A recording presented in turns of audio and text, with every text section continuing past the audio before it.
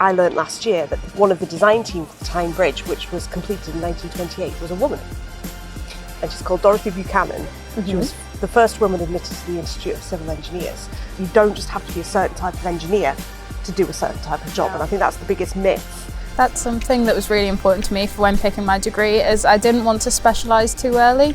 If you are involved in engineering, you can change your career so many times. I think if you've got a natural curiosity, can be a bit creative, everything else can be learned. You could be working on space rockets, you could be working on planes, you could be working on boats, you could be working on subsea robotics. There's anything you could do, so just give it a go. How do you push past doubts or imposter syndrome on hard days? You should go and have a cry.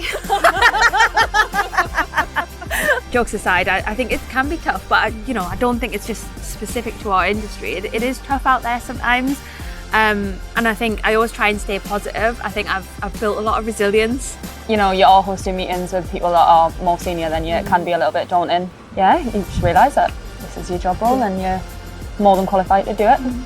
Yeah.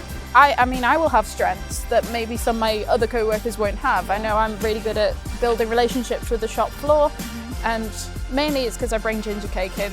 That's the best way to do it.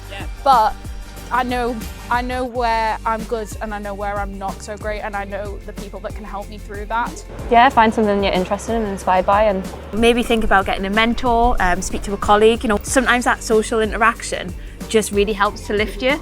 Most schools have access to industry to try and do your work experience at an engineering firm. Doing work experience and realising what do you want out of a job role, I found that so important.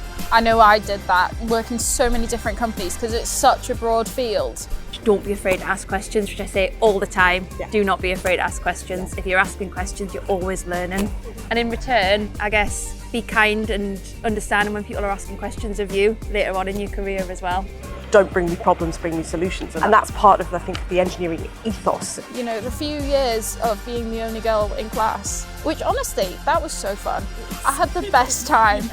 But you're in education for such a short amount of time. Once you get through that, you'll be in this massive industry surrounded by loads of people who want to support you, who are absolutely fascinating.